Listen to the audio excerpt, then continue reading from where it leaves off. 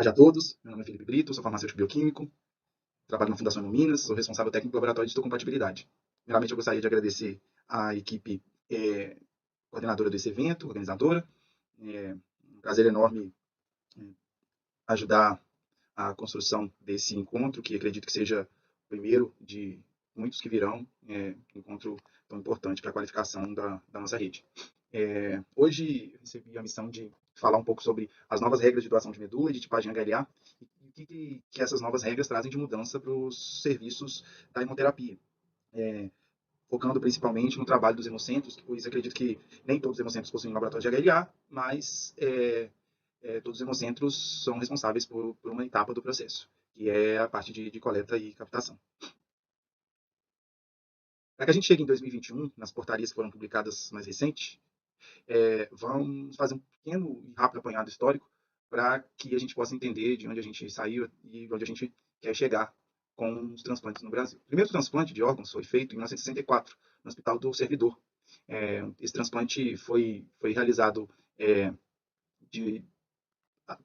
transferindo um rim de uma criança que era portadora de hidrocefalia para um adulto jovem de 18 anos. Esse transplante ficou por muito tempo sem receber a atenção necessária pelo seu pioneirismo, pois esse procedimento só tinha sido publicado nas revistas leigas, não tinha sido publicado em uma revista científica.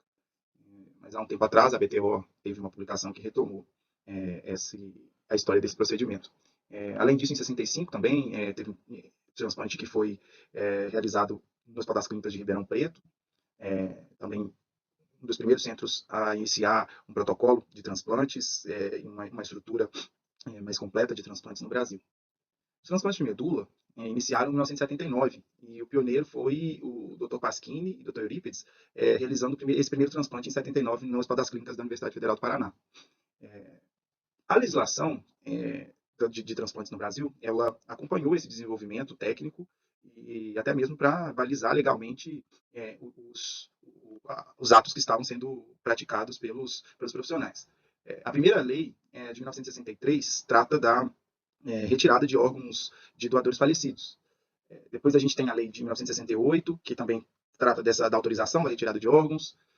Só que de 1960, da década de 60 até o período no final da década de 90, a gente não tinha uma legislação que estruturasse um sistema único e coeso que fosse organizado a partir de uma centralização.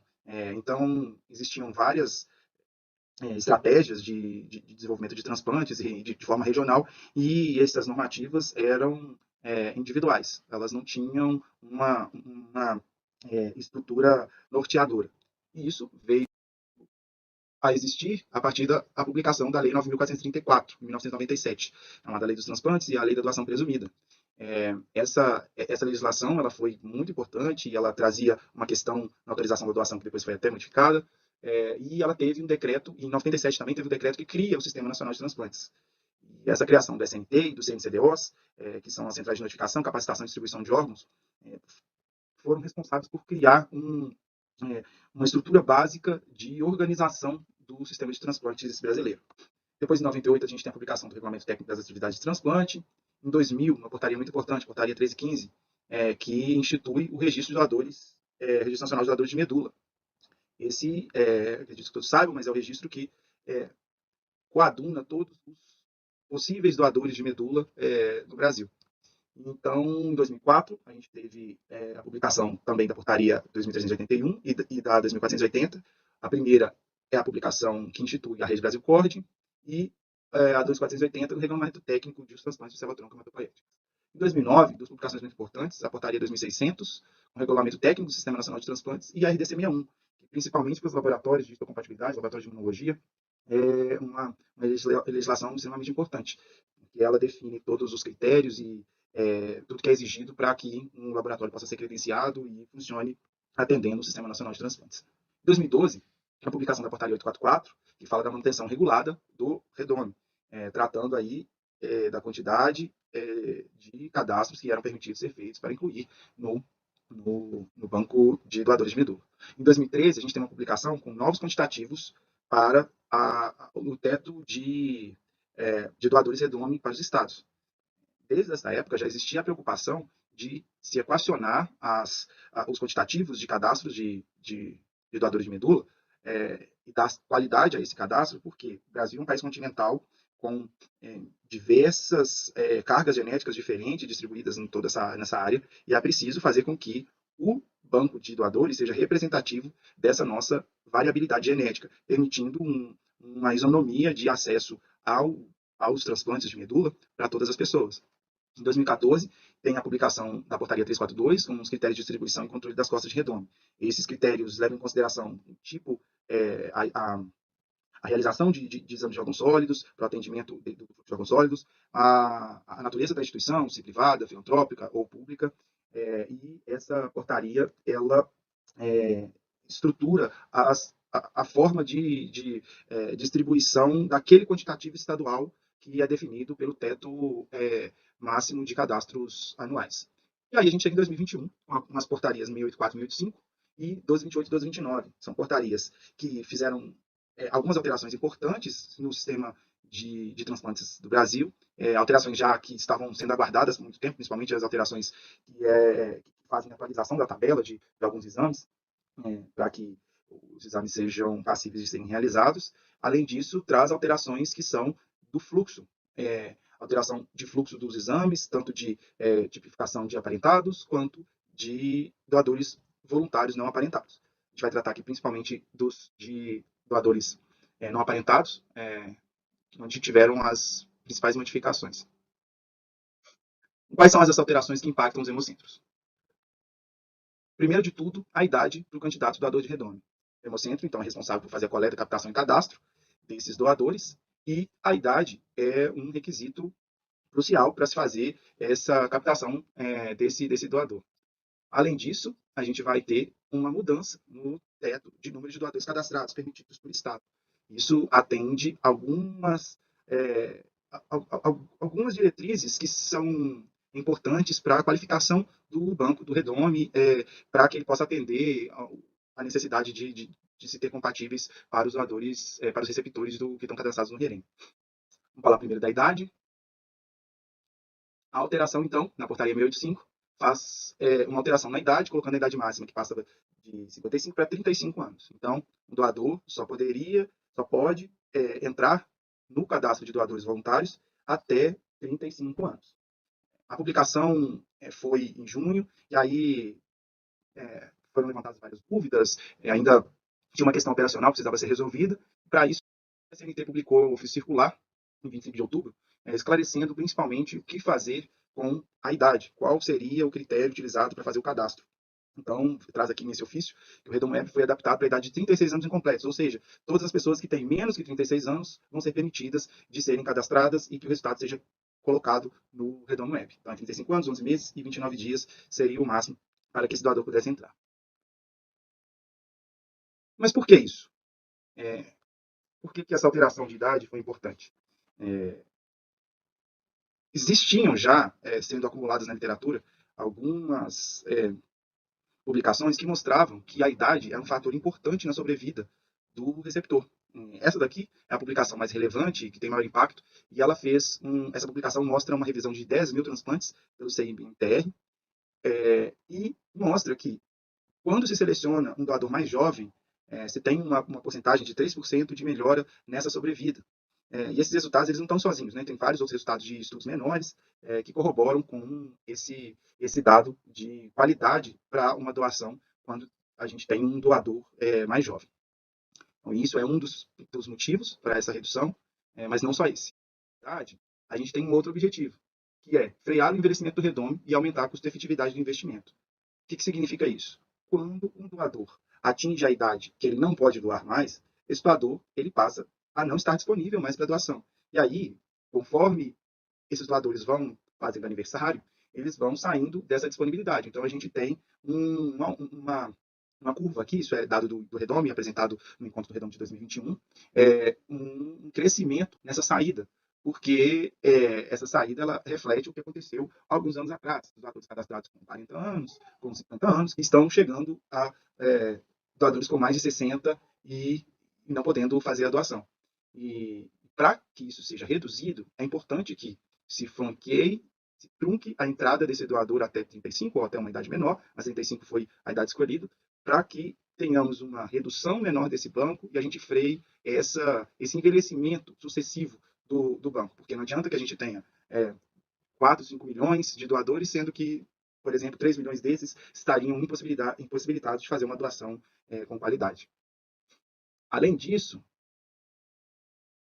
a gente tem a questão da custo-efetividade do esforço de investimento de cadastro. Todo mundo sabe que os exames de histocompatibilidade são exames de biologia molecular para a tipificação dos óculos higiênicos, e esses exames, eles não são baratos. São exames caros, que têm os reagentes, quase que a totalidade, reagentes importados e dolarizados, e esses reagentes, eles fazem com que o processo de, de tipificação para a construção desse banco, para a tipagem, seja caro. Daí, é importante que a gente pense em quanto tempo esse doador vai ficar disponível para o banco, para ser um possível doador. Aquele doador cadastrado, ele foi empenhado um valor de esforço financeiro ali, de investimento para que ele seja tipado, e esse valor, que é um dinheiro que vem do orçamento do SUS, seja custo efetivo, né, para que a gente não desperdice esse recurso.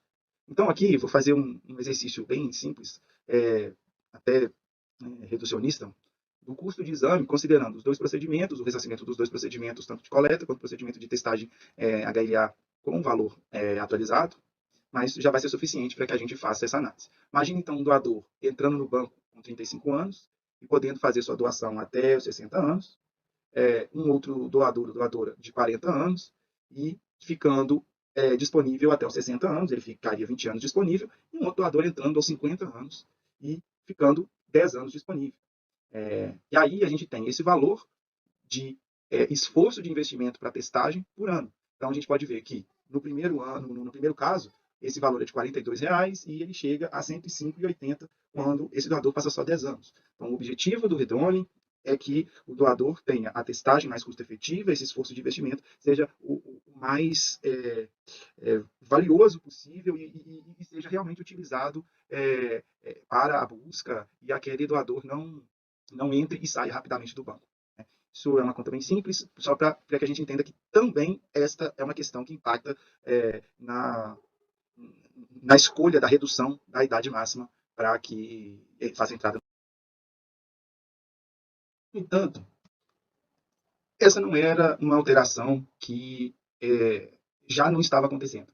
Quando a gente olha para o dado da idade dos doadores cadastrados em 2020 e 2021, esses dados foram dados do próprio Redome, publicados no encontro do Redome de 2021, a gente vê que os doadores de 18 a 35 anos, eles compunham 67% dos doadores. Então, já era essa população que estava selecionada para a nossa população principal. Além disso, a gente tem que os doadores que chegaram a fazer a doação, a coleta de célula tronco hematopoética em 2020 e 2021, 50% deles eram doadores de 18 a 35 anos. E a média de idade desses doadores, de 18 a 35 anos, era de 33 anos.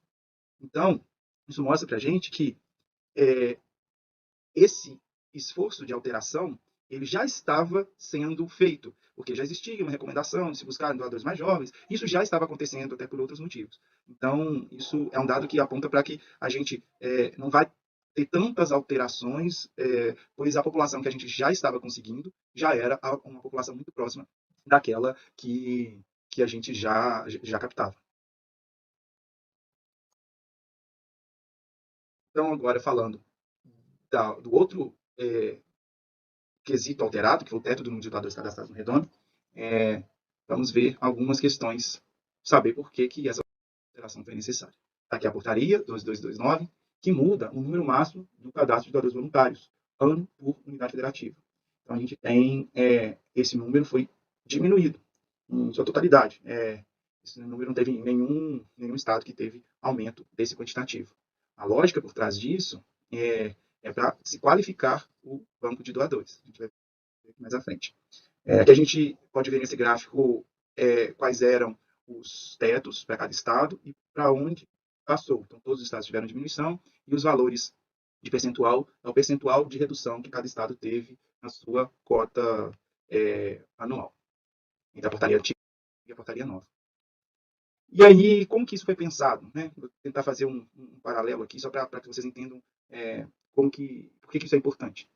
Novamente, o país continental que a gente tem, e temos uma distribuição populacional muito diferente, dispare, com uma concentração no sul-sudeste, principalmente no sudeste, em Minas, Rio, São Paulo, uma concentração de população. Esse primeiro mapa é o percentual da população geral, então vocês podem ver as cores mais fortes é onde a população é maior, e o mapa inferior é a relação de doadores cadastrados pela população, ou seja, quanto por cento da população que está no banco representa aquela população do estado. Então, a gente tem aí variando desde 6,3 em Rondônia até 2,7 em Minas, 0,4 no Maranhão, são estados que ainda estão subrepresentados, mas não é somente isso. O que foi pensado além disso, existem todas as questões de variabilidade étnica e de diversidade genética que tem que ser considerado. Então, o Redome hoje tem um objetivo, isso é o que o pessoal do Redome sempre fala nos encontros, um objetivo de qualificação maior do que de aumento do número de doadores. A manutenção sustentada, para que a gente recupere doadores o número de doadores, aqueles doadores que saem por idade, os doadores que saem por outros motivos, e a gente mantenha esse número, mas que a gente qualifique buscando grupos geneticamente diferentes para que esse banco seja o mais representativo possível da população.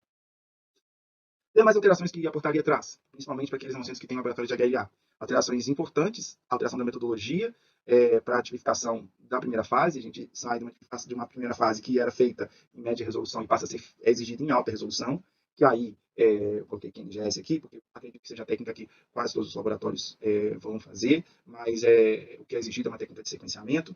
E aí também houveram alterações na quantidade de losse exigidos.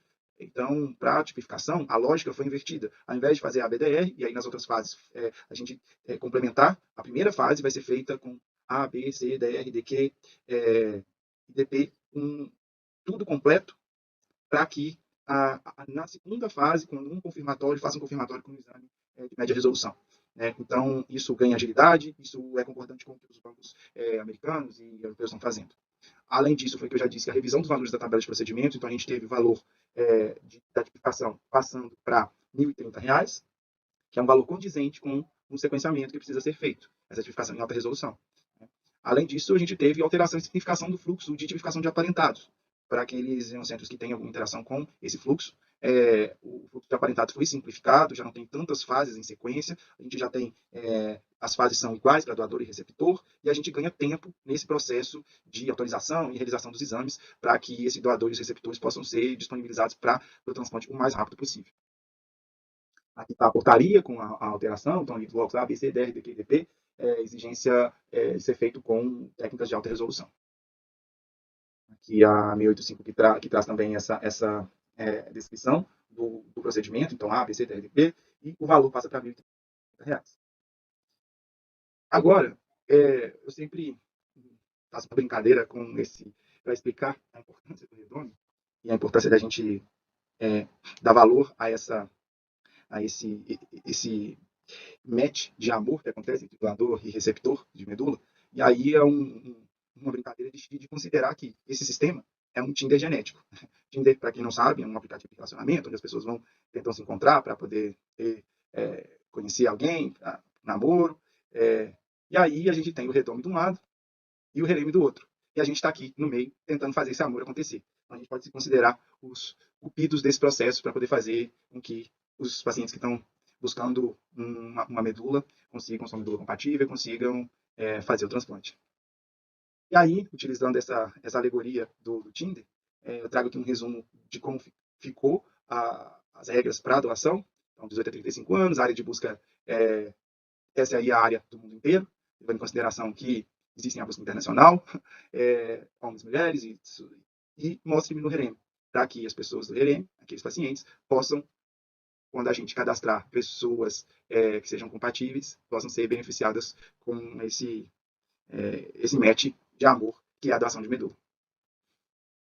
Então, está aqui os agradecimentos que eu queria fazer ao Instituto Proemo, ao Grupo Inocentes Unidos, à Fundação Emo Minas, no nome da doutora Júnia, que agradeço a todos que informou dessa indicação, ao Emoce também, pela parceria, pela organização também do evento, ao Redome, que proveu vários dados que eram dados do encontro. E aí, através dessa foto aqui do Hemocentro, convido a todos, quando tiverem possibilidade, de visitar o Hemocentro de Minas Gerais, o meu pão de queijo, e vir para o lado doador da força. Aqui meus dados, quem quiser fazer contato, estou à disposição para qualquer pergunta. E também a apresentação aqui tem as referências que eu usei disponíveis para vocês. Muito obrigado. Felipe, muito obrigada. Obrigada pelo convite para comer o pão de queijo. Muito boa a sua fala, esclarecedora, né? Num processo recente, né? Que os serviços ainda estão em adaptação, mas com necessidades importantes para a evolução e a gestão do cadastro, né, do nosso Redome. Dando sequência na nossa mesa, agora vamos receber a doutora Sueli Rezende, médica hematologista, PhD pela Universidade de Londres, professora titular da Faculdade de Medicina da Universidade Federal de Minas Gerais, e vai nos honrar aqui, né, com uma fala sobre o avanço do tratamento das coagulopatias hereditárias no Brasil. Obrigada, Sueli, por essa oportunidade.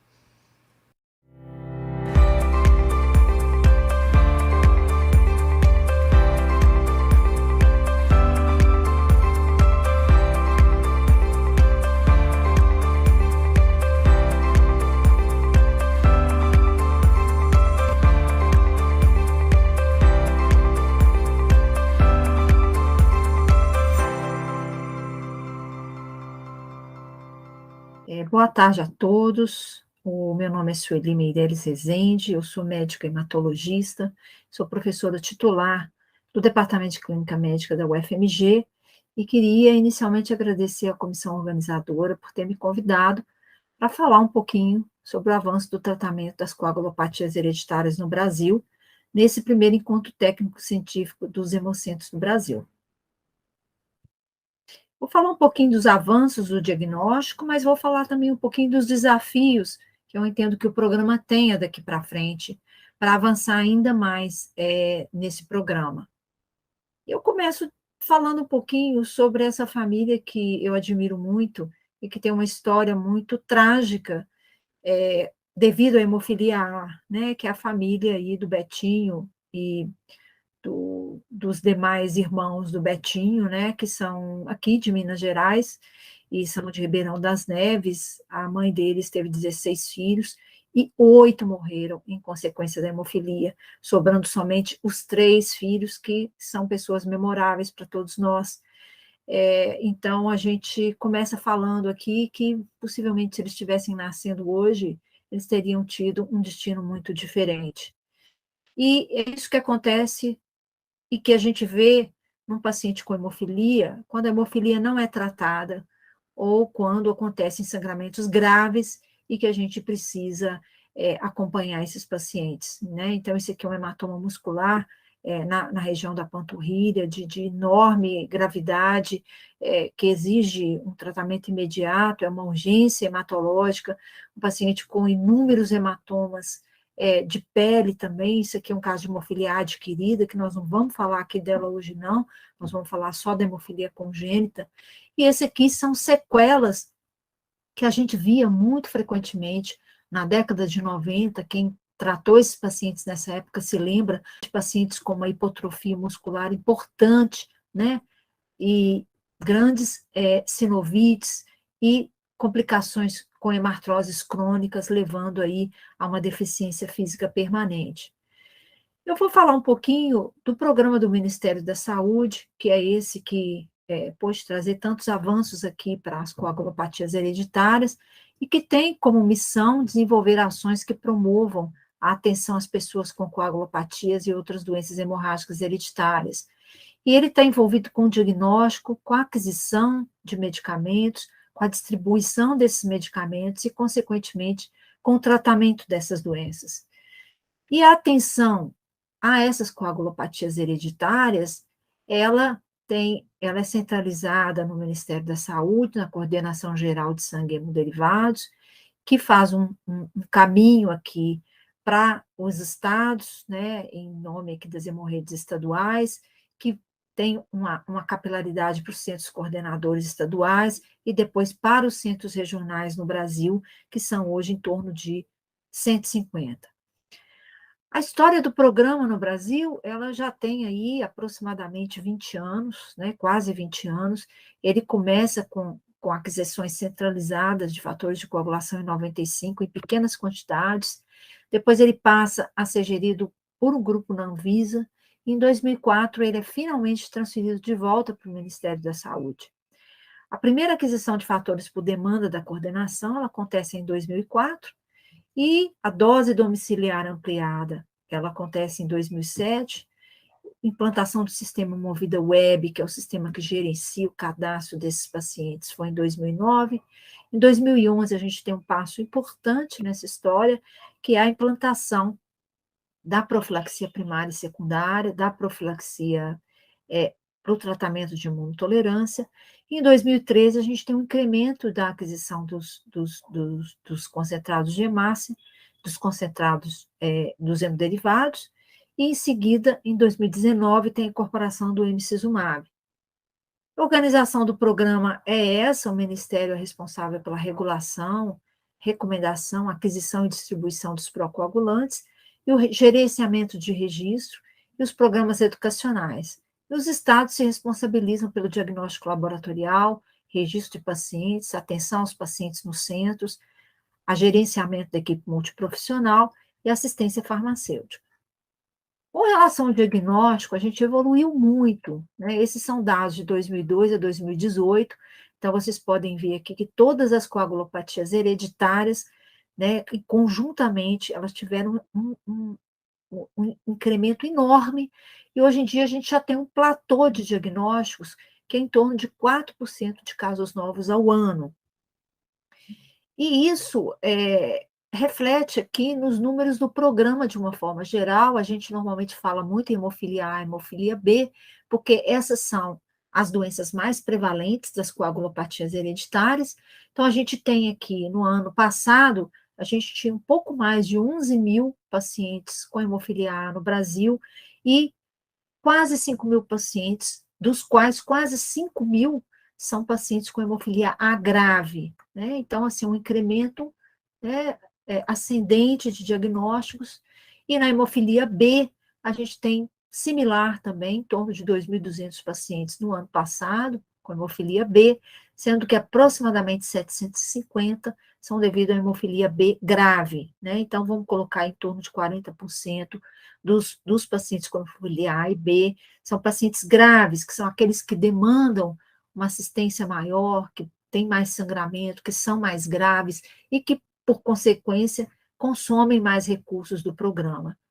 Eu vou falar aqui um pouquinho de alguns dados da Federação Mundial de Hemofilia, que esse é o enquete global anual relativa a 2020, que é o último que foi publicado, e que o Brasil continua sendo o quarto país com maior número de pacientes com coagulopatias hereditárias no mundo, especialmente em relação à hemofilia, né? Isso seguido da Índia, China e Estados Unidos, tá? Estando à frente do Reino Unido e da Rússia, né? Então, a gente vê isso como uma grande capacidade do Brasil e um esforço enorme de diagnosticar esses indivíduos e, por consequentemente, a gente também buscar um tratamento para esses indivíduos.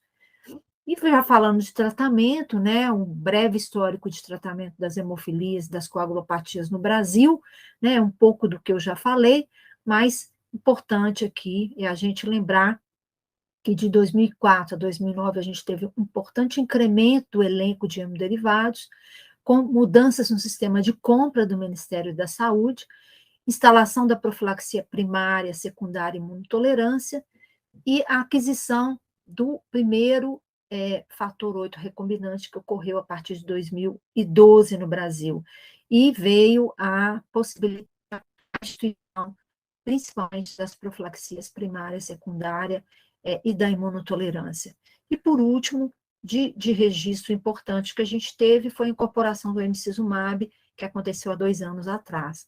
Então, hoje a gente tem um elenco extenso de produtos para o programa, que são os concentrados de fator 8, de origem recombinante, plasmática, para hemofilia A, fator 9 para hemofilia B, fator 8 para tratamento da doença de von Willebrand, os complexos protrombínicos e fator 7 ativado, que a gente usa principalmente para tratar pacientes com hemofilia que desenvolveram inibidores, o acetato de desmopressina, que infelizmente é muito subutilizado no Brasil ainda, mas é o tratamento de escolha para hemofilia A leve e as doenças de von Willebrand tipo 1, o ácido tranexâmico, que é um antifibrinolítico que a gente usa para tratar principalmente hemorragias de mucosa e pele de todos os pacientes com coagulopatias hereditárias, e os outros fatores específicos para tratar deficiência de 13, fibrinogênio, e também agora, mais recentemente, a incorporação do emicizumab, que no Brasil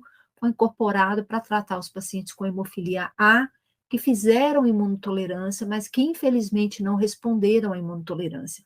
Então, do ponto de vista de efetividade, o emicizumab aqui é altamente recomendável, em especial para esses pacientes.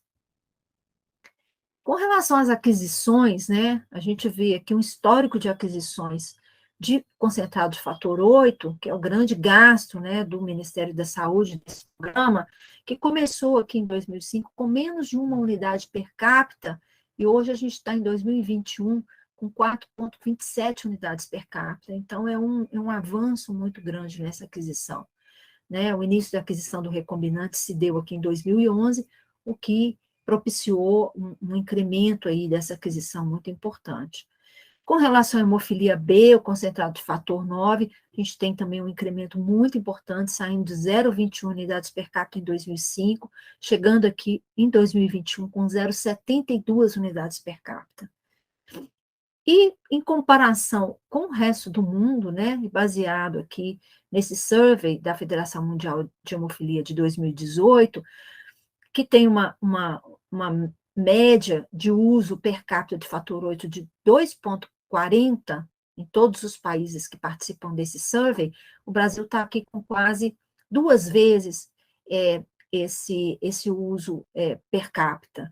E a mesma coisa acontecendo para o fator 9, então muito acima da média global no mundo.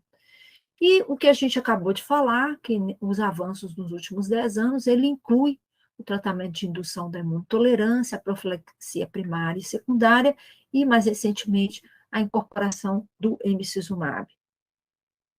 Falando de número de pacientes que fazem profilaxia primária e secundária no Brasil para hemofilia A e B, a gente tem também um incremento aqui, são dados a partir de 2007, né? A gente tem aqui quase 700 pacientes em profilaxia primária, né? Tanto A quanto B.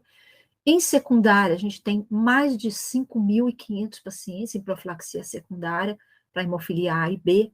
E em imunotolerância, a gente tem uma redução que é esperada, porque uma vez que a gente vai tratando esses pacientes, eles vão negativando o inibidor e vão passando a requerer menos o tratamento de imunotolerância. Então, a gente tem aqui aproximadamente hoje, no ano passado no Brasil, 120 pacientes em tratamento de imunotolerância, e muitos outros que já foram tratados, chegando aí a quase 500 pacientes no Brasil hoje que iniciaram o tratamento de imunotolerância.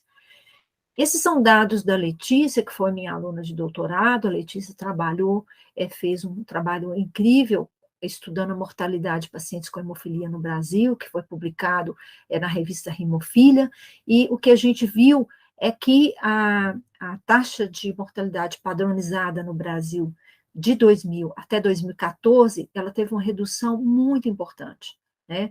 E a gente vê aqui nessa curva, em cada um dos anos, em que a taxa de mortalidade ela tem um decaimento muito importante, mas tendo um platô a partir de 2009. Isso provavelmente em função desses avanços todos ocorridos. Entretanto, a gente tem algumas situações em que a mortalidade por hemorragia e hemorragia intracraniana ainda mantém-se alta no Brasil, né? Embora tenha tido esses avanços. A mortalidade nos pacientes com hemofilia devido à doença cardiovascular, ela aumentou nessas décadas, né, de 2000 para 2014, e a mortalidade também por hepatite C e hepatite B também aumentaram nesse período, o que é esperado com os pacientes que foram infectados na década de 90, que a gente sabe bem, principalmente por hepatite C. E a gente também vê um aumento da mortalidade por câncer, provavelmente devido ao envelhecimento populacional. Com relação a registro de pacientes e documentações técnicas, a gente teve um avanço incrível com o advento e a implantação do sistema Hemovida Web Coagulopatias, que quem trabalha aqui com as coagulopatias hereditárias conhece bem o sistema, né? Então ele tem aí a função de estruturar, sistematizar, disseminar dados e informações nacionais e manter um cadastro atualizado de todos os pacientes com coagulopatias hereditárias no Brasil que necessitam tratamento, pelo menos, né? Então a gente foi muito feliz em ter implantado esse sistema, porque hoje ele é o nosso braço direito, inclusive, para determinar ações e políticas dentro das coagulopatias hereditárias. O programa, ele publicou inúmeros documentos técnicos, manuais, recomendações, cartilhas e surveys também, relacionados a todas as coagulopatias hereditárias, que servem aí de base para orientar as pessoas e os médicos e profissionais da saúde que tratam essas doenças, né?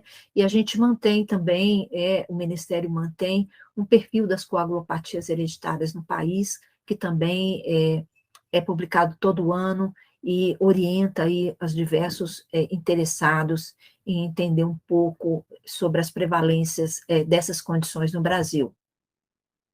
E, por último, eu queria falar um pouquinho dos desafios, né, do programa daqui para frente, e não só do programa brasileiro, mas de em geral no mundo, né, que hoje a gente sabe que em torno de 70% desses pacientes ainda não são tratados no mundo. Veja bem, somente 30% dos pacientes com hemofilia são tratados no mundo. E nós, no Brasil, fazemos parte dessa fração de 30%. A questão da imunogenicidade, a gente tem uma imunogenicidade dos concentrados de fator 8 que ainda é alta, acometendo aí até 35% dos pacientes com hemofilia A e até 5% dos pacientes com hemofilia B. Os custos em hemofilia, que são cada vez maiores, né, e isso aí é um desafio grande, especialmente para os sistemas públicos de saúde no mundo, e a questão das injeções frequentes, que ainda são uma realidade, mas estão mudando aí com a chegada de medicamentos subcutâneos, como é o caso do emicizumab. Nós ainda não temos um marco legal do programa de coagulopatias no Brasil, então isso é um desafio, né, e é uma questão a se perseguir, né, que eu entendo que seria importante. A questão de ações para reduzir as sequelas das coagulopatias hereditárias, principalmente das hemofilias, nos pacientes mais velhos, principalmente, que não conseguiram pegar a profilaxia primária e secundária, então, incorporação da radiocinoviórtese para reduzir essas sequelas, assim como das cirurgias ortopédicas de prótese, principalmente envolvendo prótese de maior durabilidade, são grandes desafios. A questão do preço do tratamento da hemofilia, né, que ele é cada dia maior, né, no mundo todo, né, e os custos e os gastos são muito altos, né, no Brasil hoje, o custo do programa de coagulopatias hereditárias, ele é em torno de 1,7 bilhões de reais, então é um custo bastante alto para a gente pensar aí num tratamento de menos de 30 mil pacientes, né, que é o que a gente tem hoje. E o advento dos novos produtos, né? A gente tem hoje o emicizumab, que é um produto extremamente efetivo, que foi aprovado para todos os pacientes com hemofilia A, com e sem inibidor, no mundo todo, está sendo intensamente utilizado, mas a gente tem aí os outros que estão chegando, o fituziran, o concizumab e outros, principalmente com relação também a esse uso que é subcutâneo, que é mais prolongado, que vem também melhorar a qualidade de vida dos pacientes. A incorporação do emicizumab, que já foi feita no Brasil em 2019 para esses pacientes com hemofilia A inibidores persistentes contra o fator 8 e que foram refratários à imunotolerância. Então, ainda temos em torno de 100 pacientes no Brasil que estão nessa situação. O protocolo de uso foi implantado e os pacientes estão em uso, né? Então, a expansão dessa incorporação do emicizumab, ela é esperada, ela vai acontecer, mas ela exige ela tem um impacto orçamentário e exige uma fonte de renda para financiar essa expansão do uso, né? E a gente já estou começando muito a falar aí da terapia gênica, né? Todos já estamos ouvindo falar muito, concursos de diversas sociedades sobre terapia gênica, e também é um tratamento de altíssimo custo, né? A previsão aí é que custa aí 2 a 3 milhões de dólares um tratamento de terapia gênica, mas isso ainda é bastante discutido. Ela ainda não foi aprovada, né, pelas agências reguladoras, mas espera-se que em breve é possível que tenha uma aprovação, né? Talvez esse ano ainda ou no ano que vem. E inúmeros trials estão em andamento para terapia gênica, tanto para hemofilia A quanto para hemofilia B. Então, vamos ficar ligados, porque tem coisa nova chegando aí todo dia. E um outro desafio é a questão da aquisição, né, de fatores no Brasil, em que ainda existe uma vigência de uma parceria com a Takeda, né, para a compra de fator 8 de origem recombinante no Brasil, mas nós temos o desafio, né, desse alto custo do fator 8 recombinante, né, para a tecnologia atualmente ofertada. A condição atual dessa parceria impede a competição com outros produtos, empresas e competidores, e tem esse contrato de transferência de tecnologia para a Hemobras, que é um processo em curso e que precisa, né, estar em fase de reavaliação. E, por último, eu vou trazer aqui um resultado do Consenso Europeu, que foi publicado em 2017, e que são propostas para o tratamento da hemofilia, que são propostas para um bom programa de tratamento da hemofilia. Então, esse consenso determina que o mínimo de consumo de fator 8 que qualquer país deveria ter por per capita é de 4, e o Brasil está acima disso. De fator 9, de meio, e o Brasil está acima disso, com 0,72. Tratamento para hepatite C, com os agentes antivirais diretos, que nós temos esse tratamento disponível no programa de hepatite AIDS do Ministério da Saúde, que as pessoas com inibidores deveriam ter acesso à imunotolerância, esse acesso existe no Brasil, que as pessoas com inibidor deveriam ter acesso à cirurgia eletiva num centro treinado para isso, também existe, e que a gente tenha processos de compra que sejam nacional e centralizados, nós também temos isso no Brasil, e que o tratamento de fatores de vida estendida sejam individualizadas e possam ocorrer. Nós ainda não temos isso no Brasil, né, os fatores de vida estendida. Então, é basicamente isso que eu tinha para falar, e destacar aqui que o Brasil foi premiado, o programa brasileiro foi premiado em 2014, muitos de vocês devem saber disso, por ser um programa que mais evoluiu no tratamento da hemofilia no mundo, nos 10 anos anteriores, de 2004 a 2014. E também foi premiado num congresso da Sociedade Americana de Hematologia, em 2018, com esse Global Capacity Building Award, que é um prêmio que destaca atividades ou iniciativas de destaque de impacto em países em desenvolvimento. E aí, para concluir, eu entendo que o programa de coagulopatias no Brasil teve um avanço extraordinário nos últimos anos, que foi impulsionado por um incremento substancial no quantitativo e elenco da aquisição, pela implantação de novas ações, como profilaxias, imunotolerância e tratamento domiciliar, com a criação de um cadastro único nacional de acesso web em tempo real, pela melhoria do diagnóstico através de programas de qualificação de laboratório e controle de qualidade externo, pela implantação de programas de educação para profissionais envolvidos no cuidado dos pacientes, mas muitos desafios ainda eu entendo que estão aí, né? Eu entendo que avaliar a custo-efetividade dos produtos a serem incorporados agora é um ponto que precisa ser extremamente valorizado pelo programa. Incrementar o cuidado do paciente com monitoramento e vigilância, a gente precisa fazer isso, os centros participando, melhorar o diagnóstico das coagulopatias, principalmente doença de von Willebrand inibidor e coagulopatias raras. A educação de pacientes familiares, associações e equipes é um ponto fundamental para que os pacientes possam participar mais intensamente das discussões. A criação de redes de ortopedia, laboratórios de referência, incrementar o uso racional de medicamentos, promover ações para redução de sequelas instaladas nos pacientes, e rever a aquisição do fator 8 recombinante, com vistas a permitir maior competição na aquisição de produtos, e a gente tem os desafios com a judicialização, que estão aí, novamente, principalmente com o uso do emicizumab, que eu acho que é um grande desafio para o programa. E eu vou terminar agradecendo a atenção de todos, me colocando à disposição para dirimir quaisquer dúvidas.